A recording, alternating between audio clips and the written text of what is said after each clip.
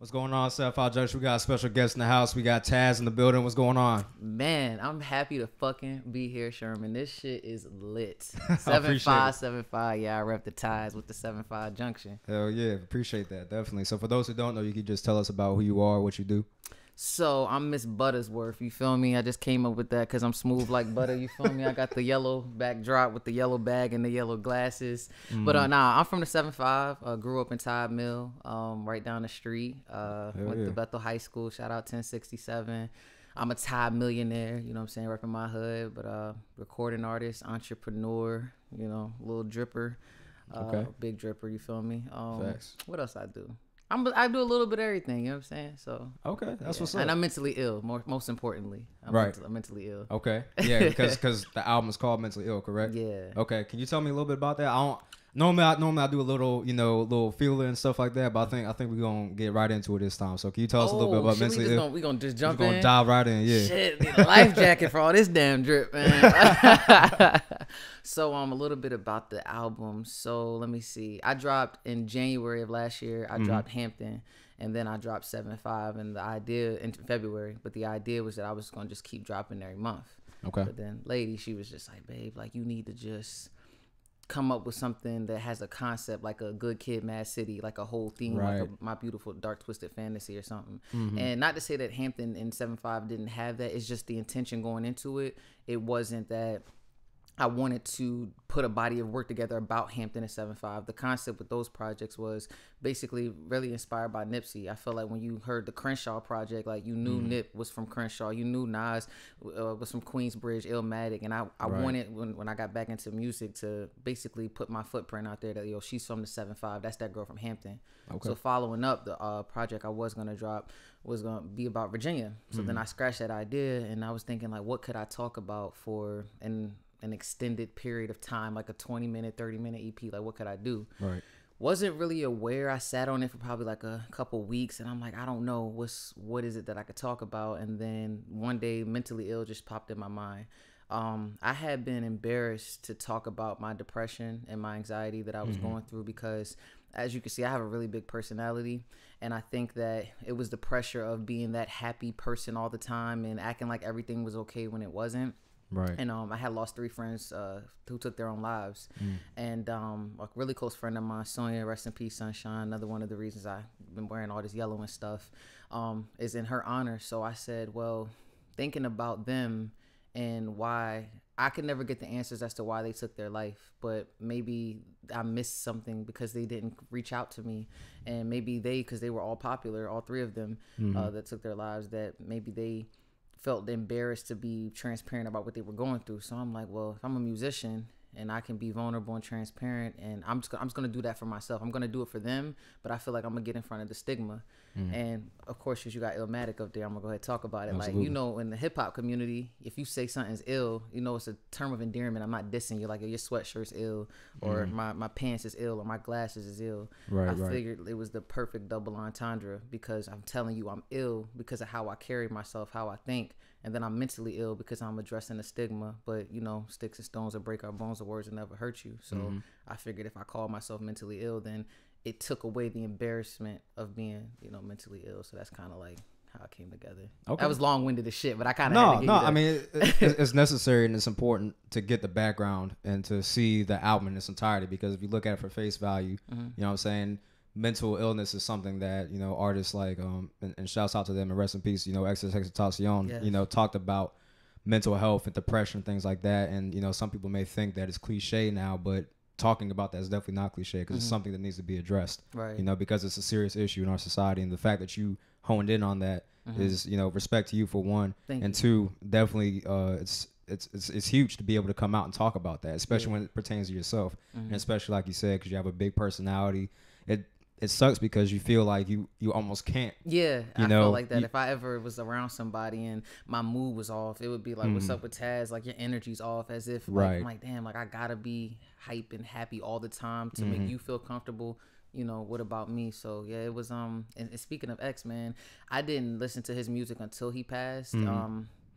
It was unfortunate because I I thought how he died was very senseless, of course. So Right. I thought, damn, why am I cried when I found out that he passed away, as if you would think that like I knew about him. So me, because I'm obsessed with interviews and stuff, I went back, I did my homework, and I was checking out all of his interviews, and I saw him transitioning from being this person that was apparently trolling on social media to trying to, you know, move to be a lot more positive. And when I heard the Question Mark album, I was blown away because of how, you know, whether it's what's that song on there, Jocelyn's Jocelyn Forrest, that was on 17. Yeah. What's the trying to think about the first or the second one.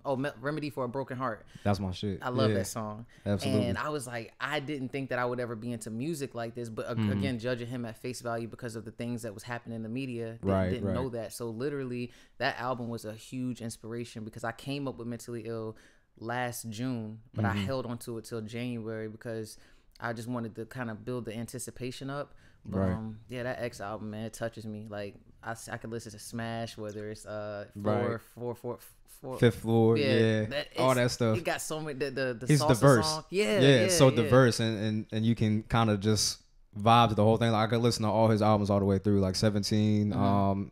This one, his first one, I think, called Skins? Revenge. Oh, Revenge. Okay. Skins too. Skins was dope. Skins was dope, but I mean, you could tell that. I mean, it was unfinished, right? Because you only have so much that you could work with. You know, when someone's postmortem. You know, I mean, you can only pull from so much. Right. But I think they did do a good job with, you know, what they presented for the project. And I didn't even know until I saw some tweets on 17 that Kendrick and J. Cole had said, yo, this is like one of the greatest projects ever. Like when I was going back and doing my homework on him and like, you know, trying to understand him. Because again, I'm a geek. I'm obsessed with documentaries like and interviews and things like that. But his music, man, it's going to live forever. And that's the one thing I love about it. Like, you know, we lost a lot of great people, whether it be Aaliyah, Tupac, but you always have those albums. And he made me feel like it was okay to kind of, you know, again, not to, I think there's, what I'm noticing with mental health, I'm glad people are talking about it, but sometimes it's kind of hard for me to decipher if it's because it's trendy, because it's such a thing now, you know, where last year when I came up with the concept was before it was at the height of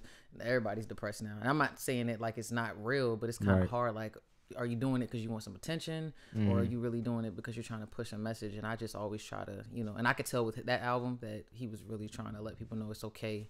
Like, you know, we need those moments where we're down and we're up to be able to just let people feel like it's okay. I think the album gave me a lot of hope. Like when I first heard it, I just kept listening to it over and over. It's got great playback value. Right, you know? Exactly. I mean, and that's one of the things I pay attention to with albums is replayability.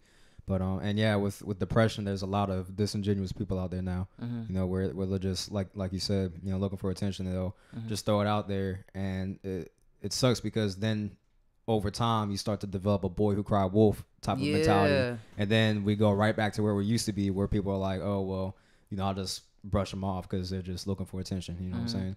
So that's just the name of the game. Unfortunately, whenever something big comes out, sometimes it gets tainted as far as you know the message behind it and the intent. It's hard, like I said, to identify. I just recently heard about you know, the guy, I think his name was something Christoph. He was on a soap opera show. His son committed suicide. Yeah, I heard about that. And then he did. And then I was doing a presentation in Atlanta yesterday, and I met this lady. I think she's related to Deb and Waka Flocka. I didn't know that Waka Flocka's brother took his own life. Oh, wow. And, yeah, they have an organization called RIP, and she was telling me about it and how it's like, you know, you don't want to be that person that says that everybody's trolling and they're just trying to get on the wave, but you also don't know how severe and serious that it could be. That it could be like, oh, that was really a cry for help. Right. It's just it's a thin line to try to really understand who's genuine. I don't like to take nothing lightly because anybody, you just never know. You don't want to be like, oh, I thought they were joking or they was doing it for attention, and then they end up doing it, and then, you know, they take their life.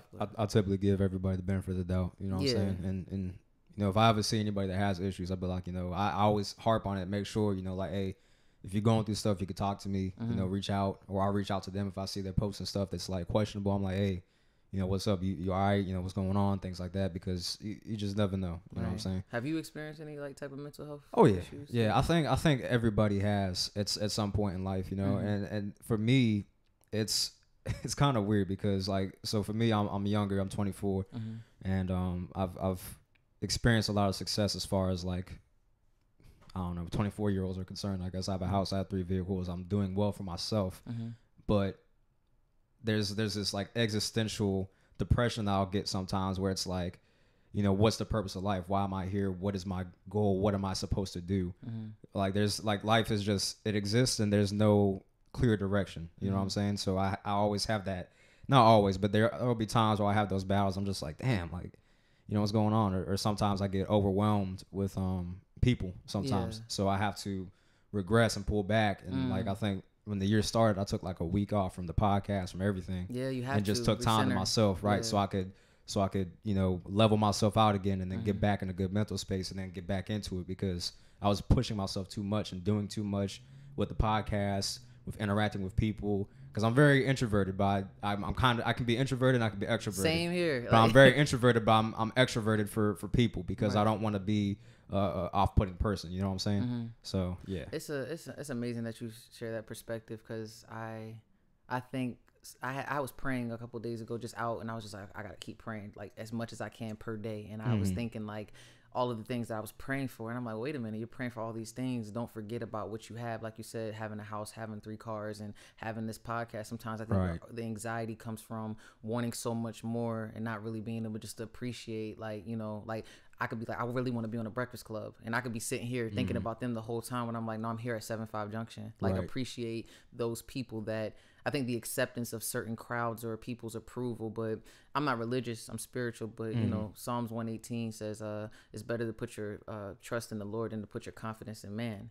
And so many times I have to remind myself that, like, I'm not going to pray for this person. I'm like, God is my publicist. God is my manager. God is my videographer. And it allows me to kind of just breathe a little bit, you know, and chill and just be like, okay, don't worry about it. Like, it'll get to who it needs to get to. And, you know, not to take anything personally as well, because sometimes you can make an assumption like this person is trying to, you know, be a gatekeeper. They don't want me here. They don't want me to do that. And I can just totally relate to your perspective on that. Absolutely. Absolutely. You hit the nail on the head with that, because like I said, I mean, it's you know, you yearn for more, which is natural, you know, human desire. You want to always have more, but my thing is I'm very impatient, so sometimes I want to get what I now, I want to get there now. But it's for the better, because if I did get there, I would be like, okay, well, now what do I do? You know, and that's why I'm like, you know what, I always tell myself, I'm like, I hope I hit the lottery, but then again, I'm like, you know what, I hope I don't, because if I do, I might have so much money and I'm going to do everything that I want to do that there's going to be no purpose for me on this earth anymore. And we chase like, what that. do I do? Our whole life is like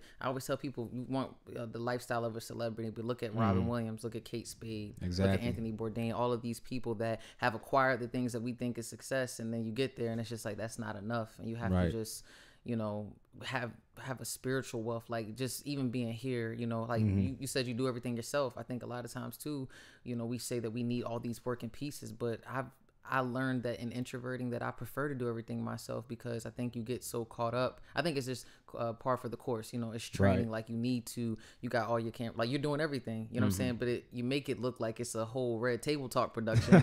You know, I appreciate that. You know, but I know the stress that comes with that. Like, I got to get the lighting, I got to get the internet. Like, I know what that's like, you know? So I think that we just got to, I'm going to just say you're doing a great job. I don't know how often you hear that. Appreciate that. Thank you. Yeah, man, this is very impressive. And, you know, that's why I'm here, man, because I respect that. And I think that we just got to, you know, show it don't take nothing to show love. And I know that this is going to be a mutual benefit for the both of us, from me being here and then you having me as a guest. I think that we just got to, like, show love. Everybody wants to put a price on everything. I've looked up something the other day. Can you interview me? It's $500 for the interview. I'm like, damn. What? Like, I came from doing interviews. Niggas is charging like $500 just to post you on their Instagram and stuff. That's crazy. I respect the hustle. World star shit. Yeah, I respect the hustle, but it's like these like low tier blogs that are trying to come up. And not to say I don't knock the fact that you know, you got to make money off your production, but there's advertisements that you can make money off of if the company comes to you when they want to put an ad on their episode. And it's just the way people hustling these days is just like, they just clocking your pockets. And I'm glad you're doing this off the love, because you don't understand how many times I've reached out. I'm like, I gotta pay $500 to talk about mental health. God damn. Like, I mean, I see where they're coming from, but like you said, I mean, you obviously have to have a certain reputation. You have to be at a certain level before you can even start charging people. Yeah. And me just the way this look though, you could charge niggas. I'm telling you. Yeah. The shit I seen, it don't look like. Yeah. Off of just principle, I don't charge people though. Yeah. You know, because I know that, like you said, it's a mutual gain. You know what I'm saying? I'm getting you on the show, and you're bringing your following base to my show, Yeah. and then I'm bringing my following base to you. So it's like an equivalent exchange almost. So that's enough payment for me. You know what I'm saying? Same here. So we just gonna multiply. Exactly. Shout out to everybody tuning in. Exactly. Facts. Yeah. Shouts out to y'all, man. So quick question about the album. Yes. So Let's get what into is? that. So you asked me my favorite track. Yeah. What is it? I sat on it. It's On God. That's my God? favorite one. Yeah. What's yours? Here we go. My favorite track on Mentally Ill.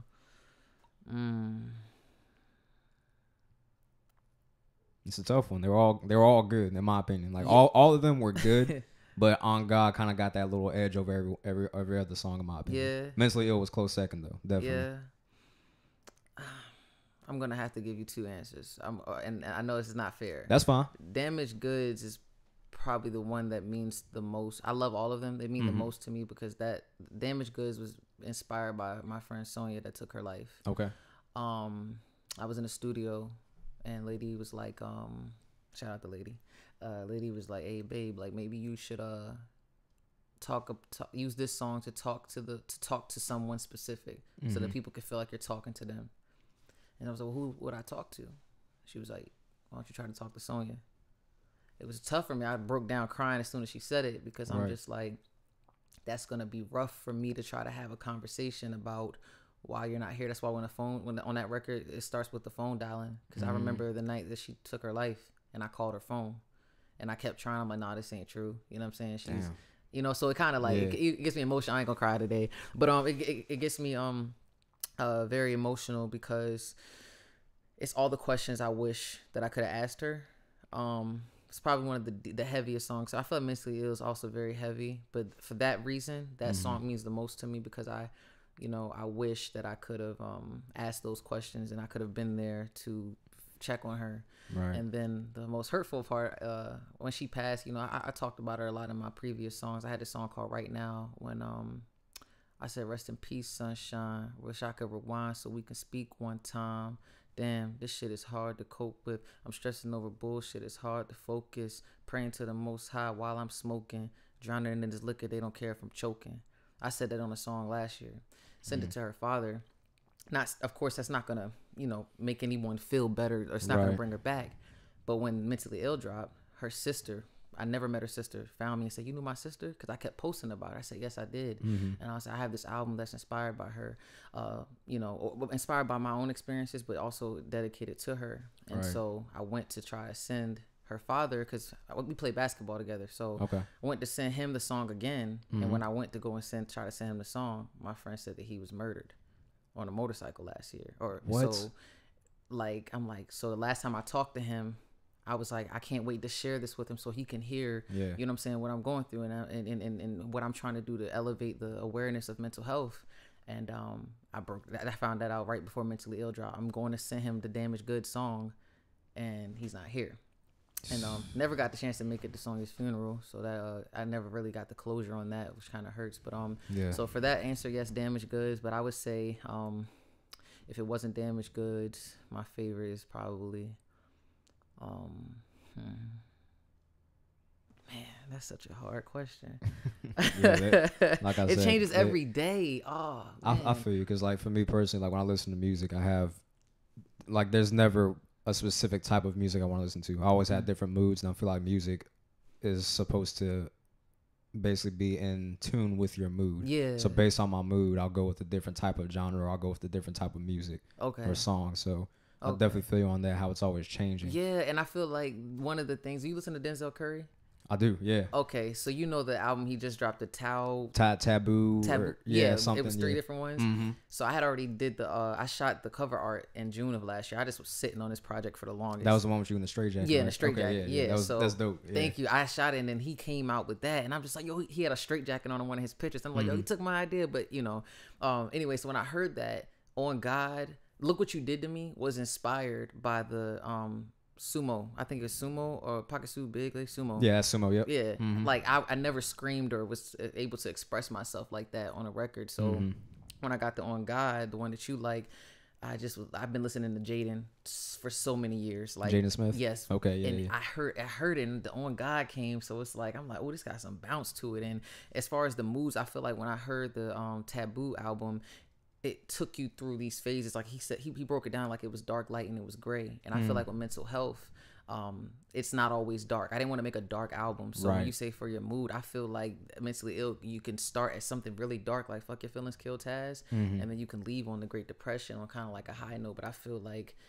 that I feel like it's just like that. Like you could wake up and have a great day and then be depressed, you know what I'm saying, like later that day. Absolutely. But what was it about On God for you? I'm interested. Like, just the beat and the cadence of it is so I'm really big on listening to cadence, and we're just like on God, on God, on God. I was like, yo, this is catchy. I was like, I like this. I'm just sitting there bobbing. I got a system in my car too, so the bass was hitting too. I was like, yeah, this is it. Man. This is the one. So yeah, I like that a lot. That's a good record, definitely. I think with that one, I just wanted something that, because I'm a lyricist, so I just wanted to talk my shit. You know what I'm saying? Absolutely, you got to sometimes. So On God has been a phrase. You know what I'm saying? Like no cap, on God, and I was like, all right, because I'm not with the whole repetitive like Gucci gang. I didn't want to do that. Yeah, you know what I'm saying? Don't do that. But it's just the hook, and then when you get to the verses, I just was like, I was talking some shit on this one, you know. So it is. I love performing that. You said Mentally Ill was your second favorite? So Mentally Ill was my second favorite. Okay. Just because of everything that was included in it, talking about the mental illness and the depression and all that stuff, and bringing that to light. Like I said, I really respect that, and I think a lot of people need to bring that to light. So just off of Principality, that was like my second favorite. That was in running for the top. That's because On God was the banger, and then Mentally Ill was like the substance. You know what I'm saying? I got so, you. And not to say this that On God lacks substance, but this one just resonated with me more with Mentally Ill. So that's why it was higher on my list. Well, shout out to first Faro Jaro for producing that. He's a producer from Atlanta that sent me. I was just about to ask you that. Yeah, he like literally woke up one day and was like, God, I need some producers. I need some new beats. And he just DM'd me and was like, pick 3 beats off my website, Off the Love. And I was like, all right, pick that. And then Chris Childs, he's the one that mixed, mastered, and produced too. So I only work with 2 producers on this project. It was a guy named Chris Childs. He produced Mentally Ill. He produced Fuck Your Feelings, Kill Taz. Snatch Your Soul featuring Vintage. Shout out to Vintage. And he produced what am I missing? That was 4. Oh, and then Faro Jaro, he did On God, Look What You Did, and The Great Depression. Okay. Yeah, so nice. It was my first time ever working with these producers ever, and it only took me 2 weeks to make. Like I literally was like, no lie, I'm like, I didn't overthink it. I was like, this is simple. 2 weeks, I've never made a project this fast, and people were saying if you just scale back from doing all of the other things that I do, how much more time that I could put into my artistry. Because I was doing interviews for a long time, throwing events, but inside dying to just get my art out there. And this was the first time where I had so many people that just came to help. Shout out to BJ. She did the artwork. She did the photo. Shout out to Beatrice. She did the photos too. I work with 2 different photographers, and they believed in the vision. They, took a chance on me because it's expensive. You know what I'm saying? Living in LA and, trying to make a way and everybody trying to charge you for every little thing. So now it's just the visuals. Like I want to turn Mentally Ill into a short film. I think that it could definitely be in Sundance or Cannes Film Festival. I can see it as a movie. And, God willing, I just recently met a Emmy Award winning videographer who just loves the music, loves I do speeches too at schools about mental health awareness. I travel and I talk to students. Very nice. I just did one yesterday. I'm not sure if you ever seen it. I saw that. Yeah. I saw it on your IG. Oh man, and at the end of every speech, I always have them say "Heal the ill," and that's like my mantra and what I'm trying to do. So I feel like shout out to Nipsey because Nip is like one of my biggest inspirations, and I looked at how he was able to stretch Victory Lap for a year long. You would think that it's just dropped yesterday. Victory Lap is a great project through and through. You need that up here. I need it. No,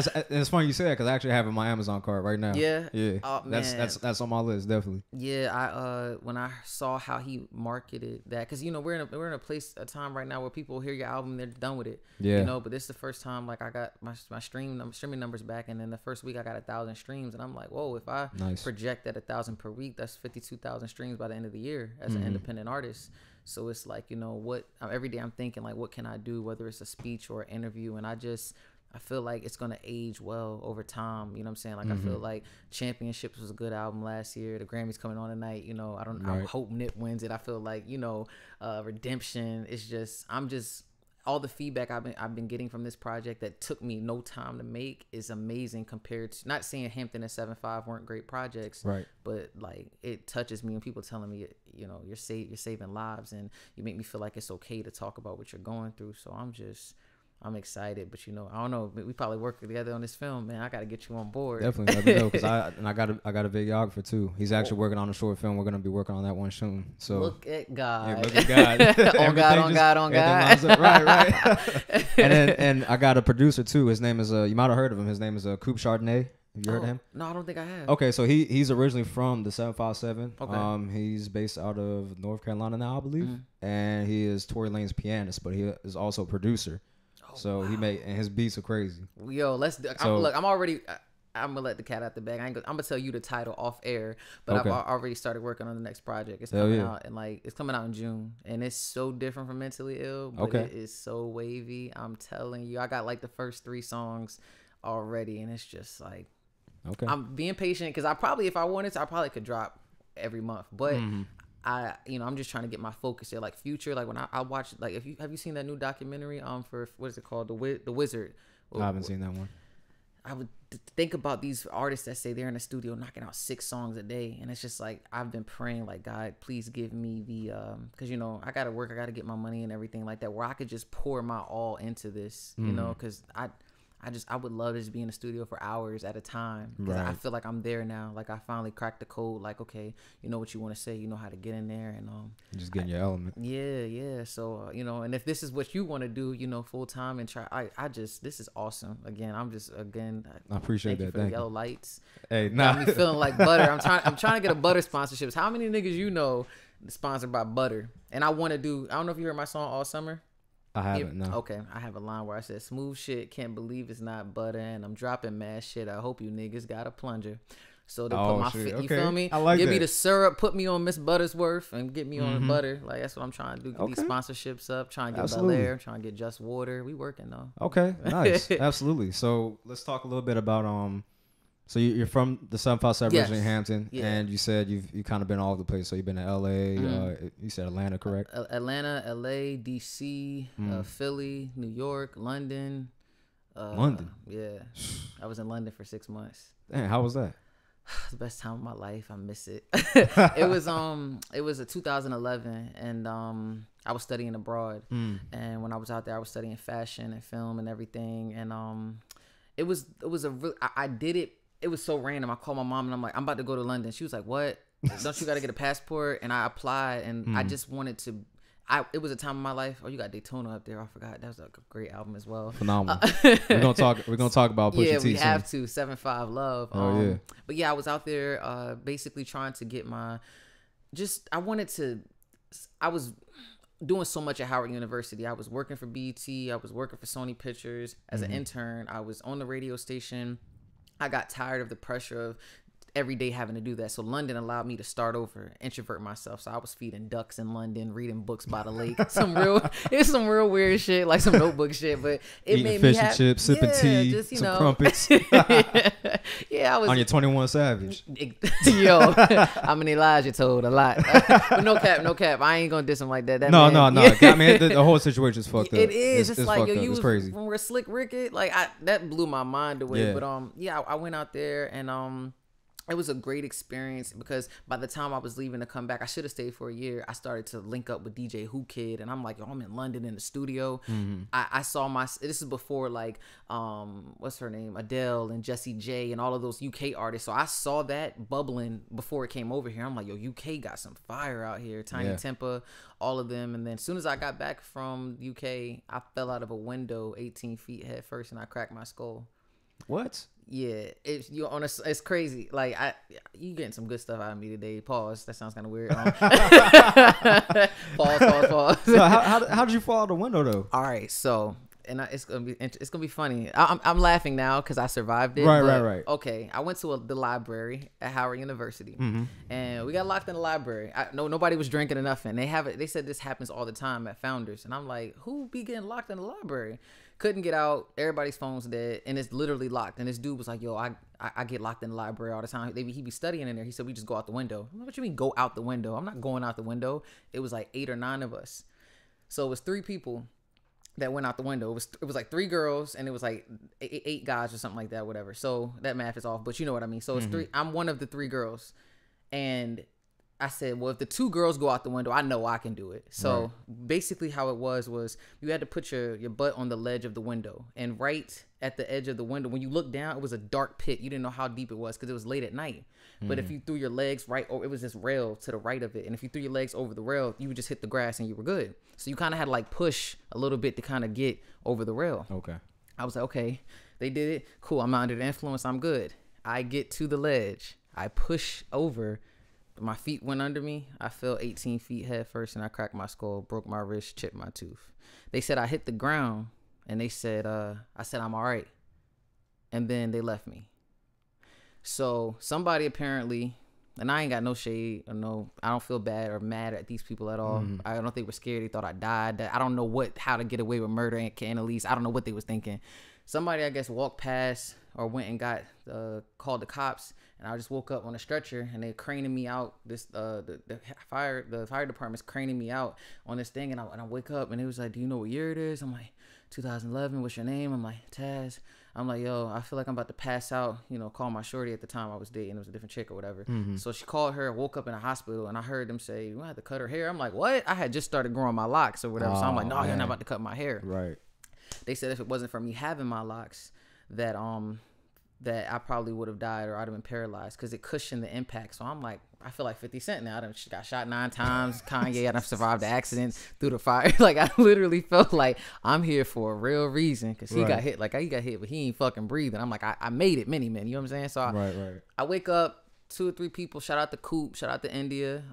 They were there for me at the hospital. And I just was like, my biggest fear was that I thought I wasn't going to be deep anymore. I couldn't rap. I thought I was going to just kind of be off. And I didn't know if that had an effect on my mental health. So fast forward, I said it in a song. I did a freestyle to Quiet Storm. But if you listen to Look What You Did to Me, I said, lost a lot of friends, but I found myself.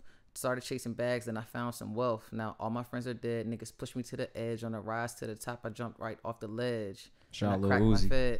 Then I cracked my head, fell 18 feet. Doc thought I was dead. They left me bleeding for no damn reason. Niggas be scheming, but I'm too seasoned. That was seriously. I animated it when I said it in the song, but like I really fell out of a window and survived it. And the pictures, I looked terrible. That's crazy. Yeah. How many people know that? Well, shit. I hope this podcast, the whole world knows now. I'm really mentally ill. Like, I cracked my brain. Like, that's crazy. I mean, I've said it before, but this is probably my first time actually ever saying it, in an interview. And I saw those people when they saw that I fell out the window and, how you been? I'm good. And again, it's not like I'm blaming you or anything like that, but I couldn't let something horrific happen like that and just leave somebody. At the end of the day, I'd have been like, man, fuck y'all. Like, yeah, but y'all ain't gonna go to jail. I didn't wake up blaming people. Right. The sad part is I went to go get a lawyer and they said that I didn't have a lawsuit because they said that it was contributory negligence, something like that, that I didn't use the phone to call the cops. I'm like, the phones were dead. Like, so I can't get no money because I fell out of a window. Y'all locked me in the library. Right. It's but I feel like everybody has to go through something tragic, and I was still making music. I survived it. I remember I had just got hired at CBS Radio, and I had got an internship, and they had me in the on-air department, and I'm like, I had a cast on, and they looking at me. They was like, "What's up with you?" And I'm just like, I fell out of a window. They were like, "What?" So I'm thinking it's gonna slow my momentum down, but I had my cast. I'm driving. You know what I'm saying? Thank God I broke my left hand, my left wrist. But I still ended up going through my internship, but it was rough, and I'm glad I shared that story so people really know that, like, I've been through some shit, man. Absolutely. We all been through some shit, but that was to crack your skull. I remember my mom, she was in Puerto Rico at the time. She was living there. And she's just like freaking out because she can't get to me that fast. But they let me out. My grandfather, my brother, my nana, and both my grandfathers, they came to see me. They drove right from Virginia, and they were right there. And I'm here. That's good. Yeah, I mean, at least you bounced back from it. At least it wasn't nothing that, damaged you to the point where you're like a vegetable or like, in a coma or something, because that would have been crazy. My mom said, your head's strong as shit. Like, I'm like, damn. Thank God. Like, that's what you got to say. Like, she was freaking out. But yeah, I guess, man, to survive that 18 feet. I remember when I went back and looked at the library, I'm like, damn, like, I can do anything, Yeah. So through the fire, man. Definitely, absolutely. So you were on you were at BT recently? Yes. Oh, that was in Atlanta at the Super Bowl, the House of BT. Okay. What can you tell me a little bit about that? What was that about? So basically, it was my first time ever. I've been to BET in New York and DC, but basically it was this. Like it looked like a museum, like a pop-up House of BET museum. When you go in there, they had I could show you pictures on my phone. They had it was like a gallery. It had like this Kiki challenge, and this girl had like these balls paws, and she just would hand you the ball, and she'd be like, I'm gonna ask you a question, Kiki, do you love me? That game was a little weird, but they was basically promoting all of the programming. It's very interesting how they did it. They had the Taraji P. Henson movie advertised in there, this Boomerang TV show, and it was just, you went through there, and then it was a panel on the other side, and they had Mouse Jones there. Shout out to Mouse Jones. He checked out my album. He does a lot of podcasts with like Charlemagne the God and stuff like that. Okay. And what else? Kenny Burns was there. What's that funny model's name? Oh my God, Ricky something. I can't remember his name right now, but it was like a networking event, and they played my music. I did a Soul Train line, and it was just a great experience to just kind of be social. Because again, I'm extroverted, but I don't really like to. I've become introverted because of Lady. Like I can Netflix and chill all day, but I know with this project I need to be out seeing people and everything. So I met a lot of people, got a lot of new followers, and after the event, a lot of the producers were hitting me back like, I checked out your project and stuff. So I'm hoping that that could turn into maybe, I don't know, they don't have 106 in Park anymore, so it's like I don't even know how music is played on BET, the actual television show now. That's a good question. So I honestly don't know, because Lord knows MTV don't really play music videos no more. So and Revolt TV, I don't know who's playing them. You still got BET Jams and MTV Jams and stuff like that. But I'm hoping, because I went there and made those connections, that maybe that could lead me to the person that could, when we shoot the movie, what I'm saying, get the movie on there or something like that. But it was really, really dope. I took my sister with me. Shout out Jay Model. She's a model. So we were just on the scene, letting people listen and getting their feedback. Took a lot of pictures and stuff. So I know it's gonna manifest into something bigger. Absolutely. Yeah. You put it out in the universe, so it's definitely gonna flourish. I'm all about universal law. I'm a big reader, like Napoleon Hill, Think and Grow Rich, or whether it's Don Miguel Ruiz, The Four Agreements. I really do believe that you can, manifest. I manifested this when I saw this. I'm like, I'm gonna be on 75 Junction. It's important to me. You know what I mean? I feel like it doesn't. I think sometimes people are so caught up in major platforms, but I feel like I'm trying to take the indie route, like the way J. Cole did it. Like, one city at a time. I'll drive, fly, wherever I have to go. So this was a part of the law of attraction. I said I was going to be here, and look at where we are. You are. Absolutely. Yeah, and I feel like it'll get bigger. All in due time. All things come with time. But I look at a lot of other podcasts, and again, not to be cocky or anything like that or toot my own horn, but my production is better than a lot of other podcasts. Talk your shit. Like, you know what I'm saying? Like, so and big podcasts, you know what I'm saying? I'm like, y'all got the budget. I know y'all got the budget, so why are y'all still having like, regular 1080p cameras? Go up to 4K, you know what I'm saying? Yeah. Up your image in the room, make the room look nice, Exactly. Because you want a good aesthetic too. Because podcasts are typically just verbal, but I also want to give people an option to see who they're listening to. This shit gonna you know be what I'm saying? Crazy when you put this out, dog. We going up. Hell yeah. All the sponsor ads, I'm like, yo, check him out. Like, whatever I can do, man. And this is home. Definitely. This makes me feel at home, and I'm home. You know what I'm saying? You're the first person that I interview with from the 7.5. So this means a lot to me, man. Yeah, and I just want to give people especially for the 7.5 a platform, because I feel like the 757 could be like Miami, or could be like Cali, but again, we got to get everybody on board if we're gonna get to that point.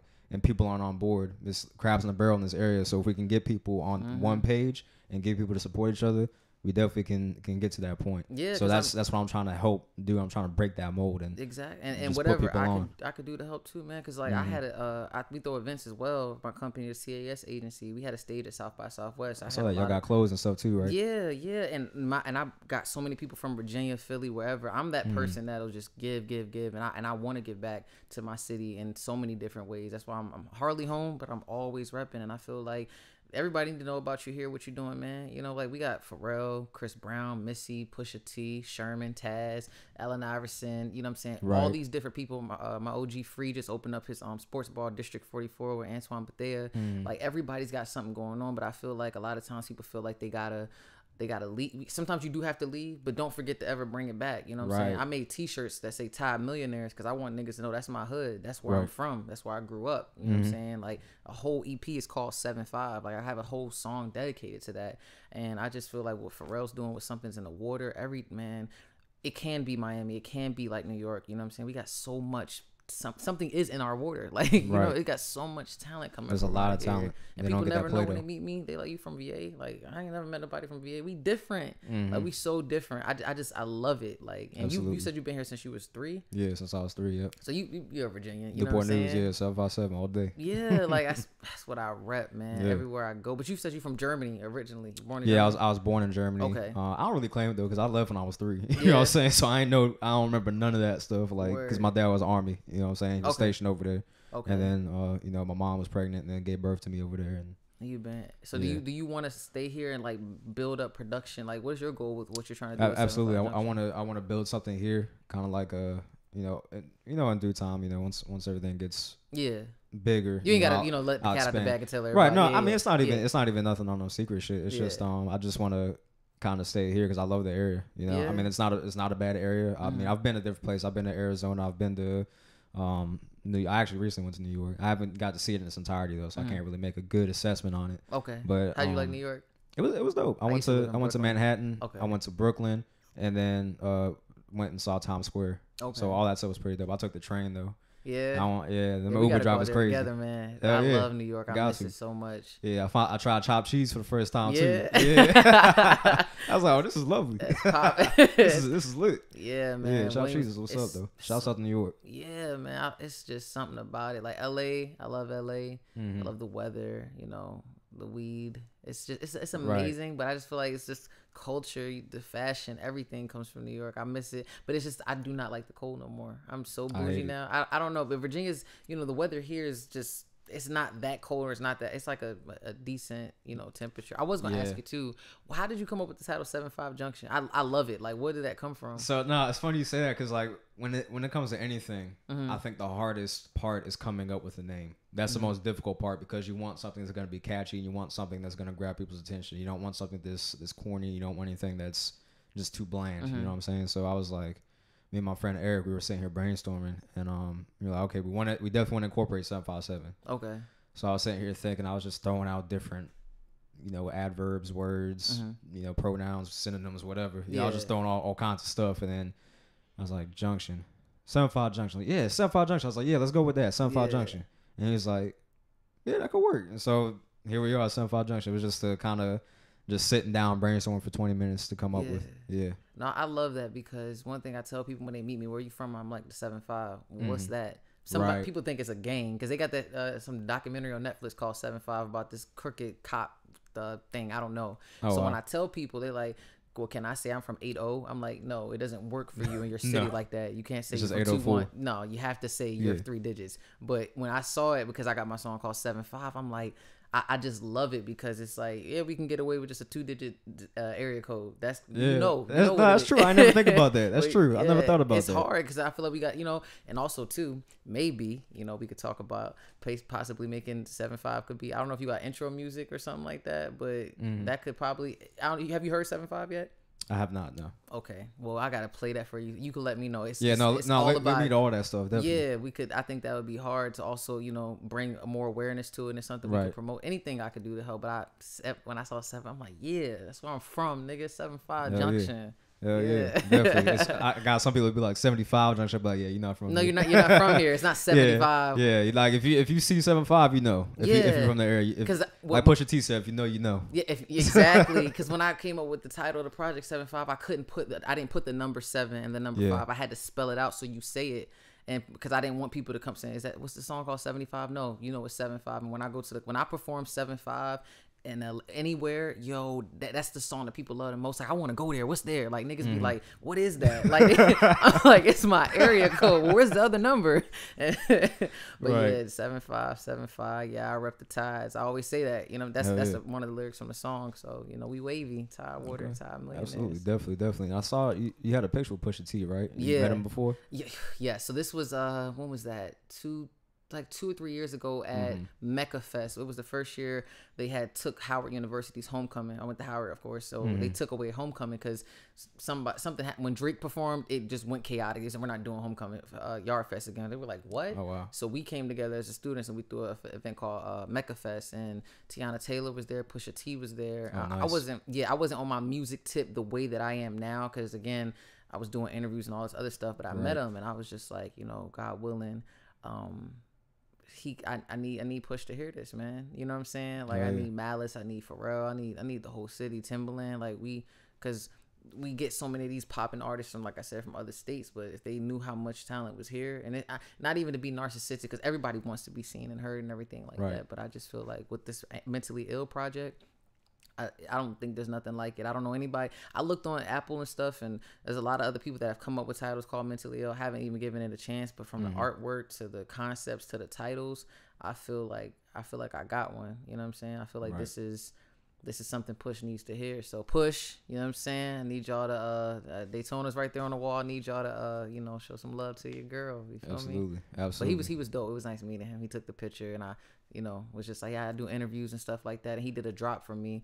So okay, that's dope. Yeah, I'll probably drop the drop again. He said, yo, what up? It's your neighborhood Push. He was saying, you're not rocking with Tasmania show. Yeah. And I was like, oh shit. Oh, that's fire. Yeah, I might have put that on a tape or something like Hell that. yeah. Hell yeah, that's fire. You should do that for an intro for a track. I should. That'd be crazy. That'd go. Okay, we're gonna make the that creative happen. juices flowing. Your boy that got me on the pianist. What's his name? Coupe Chardonnay. Yeah. Oh, let's set something up. Hell yeah, let's do it. Is he from the 75, right? Yeah, he was. Yeah, he's from the 75. He moved now, but he's a resident from here. Yeah. Okay, maybe he produced it, put the Push sample on it. Hell yeah, Ooh, that'd be crazy. That's gonna be crazy. Oh Hell yeah. man. Well, shoot, I don't want to take up too much of your time. You got anything else that you want to talk about before we wrap up? Shout out to Kirby. Amazing publicist putting this together. She's been holding me down. She from the 75 too, so we sticking together, working and everything. Shout out to my beautiful fiance lady. Shout out to my sis Jay, my mom, everybody that was a part of the project. If you want to book me for interviews and speeches, I'm traveling. I got put together the Ill Tour, where I'm gonna be traveling to all these different schools. I've already spoken to over 2,000 people doing presentations. So if you want to book me, you can holler at my publicist Kirby, or you can hit me on social media. I'm trying to get as much press as possible for Heal the Ill. Trying to do a lot more performances. We have merch. We have Heal the Ill, Mentally Ill, Stress Balls. So you can listen to the album and squeeze the stress balls. Pause. We got t-shirts. What else? Am I missing anything? Babe? No. I got CAS merch. What else? Yeah, all things Taz on Tasmania show. So yeah, y'all can follow me. Y'all can check me out. And what's your handle? The handle is at Tasmania Show. Okay. And for Mentally Ill, it is available on Tidal, Spotify, SoundCloud, YouTube, everywhere streaming is possible. Okay. And I just want y'all to just keep spreading the word, man. And I thank you for listening. Like, I'm glad that you let me know those records spoke to you on God and mentally. I was gonna ask you one more thing before we go though. Was there any? I don't know if you knew about me or knew who I was before you heard the project, but was there anything that you learned about me that you were surprised from listening to the EP? Surprised? Maybe surprise is probably not the best choice. So I mean, I'll put it to you this way. Yeah. I wasn't expecting what I received from you in regards to it, because I looked at your page, I saw you as a person. I was like, I wonder how she sounds, because I wasn't sure what your sound was going to be like. But when I actually sat down and listened to it, I was like, this is really dope. And it was a pleasant surprise because I wasn't expecting it. So that's what made it that much better for me. What was your expectation? I'm not going to lie. I was expecting it to be whack. Low-key. I was like, this might be whack. And I listened to it. I was like, yo, this is fire. Just from looking at my page, you thought it was I just seen it at first. I was just facing, and that's why I always tell people never judge a book by its cover. You saw the cover art is what you thought was like. What made you think it was going to be whack? I was just scrolling through. I was like, she just, I don't know the look. It just, I don't know how it's gonna sound, because it seemed like it was just gonna be like some like completely left field sound. I was like, I don't know how it's gonna sound. So when I sat down and listened to it, I was like, this is actually a really solid body of work. Wow. So like I said, shouts out to you, and it was a pleasant surprise. I was like, this is great. You know, Did you get surprised when you got to On God, or were you surprised off the I was intro? surprised off rip. As soon as Mentally Ill started, and like I heard the production, so I was like, okay, production's good. Yeah. And I started hearing the lyricism. I was like, oh shit, this is actually really good. I was like, nice. So that's kind of what got my ear, made me gravitate towards it, and then you know that just made me even more excited for the interview. So you didn't even know I was from the 75 before you heard the project. I knew you were from the 75. Okay. I think I saw something on your page that alluded to it. But okay, and so you know, so that's you. So you've heard that, but never heard my old work. I haven't heard your old work yet. Okay, well, this is, I'm not knocking what I dropped, Hampton and 75. I think you'll enjoy those as well. So I definitely would love to get your feedback whenever you get. And where can people find those at? Hampton and 75? That's on Spotify, Tidal. Okay, so that's on streaming platforms. Every streaming platform, you can check that out. But I feel like Mentally Ill is the best to date. I feel like you probably hear it and be like, oh, this is like, isn't this great? Because again, like I said, it's more cohesive. It has a theme and everything. So I'm so glad that I exceeded your expectations. How you see all this drip? Thought I was gonna be whack. No, it's not the drip. It's not the drip. The album cover, I was just like, it look kind of crazy. She might be on some left field like crazy stuff. You mean, okay, I see what you're saying. Yeah. So okay, I thought it was gonna be some wild shit. I was like, oh no, this is actually really dope. I like this. So yeah, I wanted shock value for the cover art because I feel like again, if you look at my page, seeing that is like, yo, what's up with her? She looks throw the fuck off. Like I'm gonna be on some Tech 9 screaming crazy type shit. No, yeah, Tech 9's a good way to put it. You know what I'm saying? Thought I was gonna be like, going. I feel like look what you did was that. Like I own in on showing you how crazy I can see that. Yeah, I feel that. Yeah, the definitely. Personality, the voice changes and stuff like that. But you know, that's why I try to make sure, because I'm a lyricist at heart. Like I try to just get on nothing but trap beats. I'm not trap beats, like soulful samples and stuff like that. Yeah, if you put me in the room, J. Cole's the reason I started rapping. Oh, it's the other thing too. It dropped on January 28th because J. Cole is my favorite rapper. Birthday January 28th. Yeah, so I started rapping because I heard the warm up. So shout out to J. Cole, Dreamville. Y'all need to rock with me. You know what I'm saying? Yeah. First met him and got a picture with him in 2010, and I heard Friday Night Lights, and that's Friday Night Lights is fire. Yeah, the warm up, the come up, you know, KOD. Oh my God, like J. Cole's the whole reason I even started rapping. So that was everything has a great concept, and moving forward, it's only gonna go up from here. Absolutely, I'm telling you. So thank you for listening so much, and thank you so much for having me. And we gonna thanks for coming up here. I appreciate you coming out and showing love. Definitely, that's real. I appreciate that. 757 got sit together. 7575, yeah, I rep the TAZ. Hey. Do or die, how we ride. Ain't no switching sides. 7575, shorty you wanna ride. Told her get inside, do it for the 75. That's the drum you gonna have to put on the show. Hell yeah, let's get it. All right, I appreciate you coming out, Taz. No sweat, Sherman. Appreciate you. Yes, all right.